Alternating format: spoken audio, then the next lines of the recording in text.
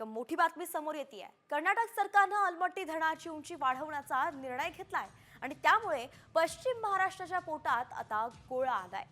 बेळगावमध्ये सुरू असलेल्या हिवाळी अधिवेशनात अलमट्टी धरणाची उंची ही 524.26 मीटर पर्यंत वाढवण्याचा निर्णय हा कर्नाटक सरकारचे मुख्यमंत्री सिद्धरामय्या यांनी घेतलाय आणि यामुळेच आता महापुराच्या गर्तेत सापडलेल्या पश्चिम महाराष्ट्रावरती दुर्गामी परिणाम होण्याची शक्यता आहे।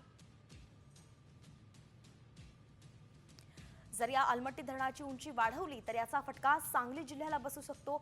आधीच सांगली जिल्ह्यात पूर परिस्थिती निर्माण होत असते, पुराचा धोका या जिल्ह्याला असतो आणि अशात अलमट्टी धरणाची जर उंची वाढवली तर सांगलीमध्ये पूर परिस्थिती अजून गंभीर होण्याची शक्यता वर्तवली जाते।